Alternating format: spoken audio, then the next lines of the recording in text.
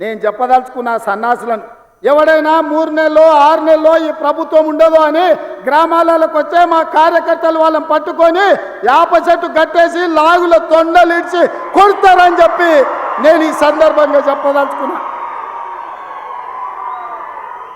ఆ సన్నాసుడు అంటుండు ఎన్నికల కంటే ముందు రేవంత్ రెడ్డి పేరు చెప్తే 3 సీట్లు రాకపోతుండే అని. నేను ఇవాళ ఈ వేదిక మీద నుంచి ఆ సొల్లు వాగుడు వాగే కేటీఆర్కి సవాలు విసురుతున్నా. బిడ్డ ఇవాళ నేనే ముఖ్యమంత్రి, నేనే పిసిసి ప్రెసిడెంట్ను. రేపు రాబోయే పార్లమెంట్ ఎన్నికల్లో నేను సవాలు విసురుతున్నా. నీ చేతనైతే దమ్ముంటే నువ్వు మగోడు అయితే ఈ తెలంగాణ రాష్ట్రంలో బిడ్డ ఒక్క సీటు గెలిచి చూపించు.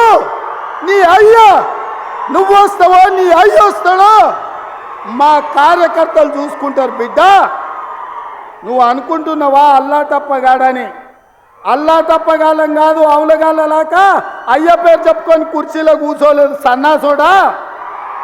కింది నుంచి కార్యకర్తగా కష్టపడి జెండాలు మోసి లాఠీ దెబ్బలు తిని నీ అక్రమ కేసులు ఎదుర్కొని చెర్లపల్లి చెంచల్గూడ జైల్లో మగ్గినా భయపడకుండా లొంగిపోకుండా నిటారుగా నిలబడి నిన్ను నీ అయ్యను నీ బావను బొందబెట్టి ఇవాళ కుర్చీలో కూర్చున్నాం.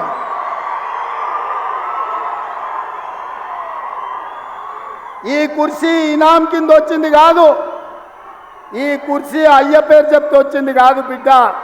నల్లమల్ల అడవి నుంచి తొక్కుకుంటూ వచ్చి నీలాగటో నెత్తి మీద కాలు పెట్టి తొక్కి ఆ కుర్చీలో కూర్చోబెట్టి నువ్వు మా కార్యకర్తలు.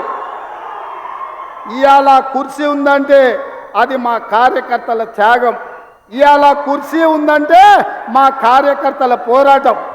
ఈ కార్యకర్తలు వీళ్ళు నాకు అండగా నిలబడ్డంత కాలం, నన్ను భుజాల మీద మోసినంత కాలం నువ్వు కాదు, నిన్ను పుట్టించిన నీ అయ్య కాదు, వాళ్ళ దేవుడు వచ్చినా ఈ కుర్చీని తాకలేరని నేను ఇవాళ చెప్పదలుచుకున్నా.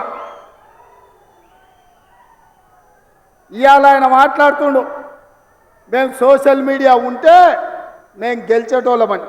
అరే సన్నాసోడా, ఉన్న టీవీలన్నీ సుట్టపొల్లవే కదరా. మాకేమైనా టీవీ ఉందా? మాకేమైనా పేపర్ ఉందా? మా అయ్య చూపించుకోవడానికి ఏమైనా టీవీ ఇచ్చిండా? రాసుకోవడానికి ఏమైనా పేపర్ ఇచ్చిండా? సొల్లువాగుడు వాగడానికి మాకేమైనా మైకులు ఇచ్చిండా? సాయంత్రం పూట సేద తీయడానికి జూబ్లీహిల్స్లో సినిమా వాళ్ళ గెస్ట్ హౌస్లు ఏమన్నా మాకు ఇచ్చిండా? ఏమిచ్చిండా? మా కార్యకర్తలు కష్టపడితే, మా కార్యకర్తలు నిలబడి కొట్లాడితే మాకు ఇవాళ ఈ అధికారం వచ్చింది.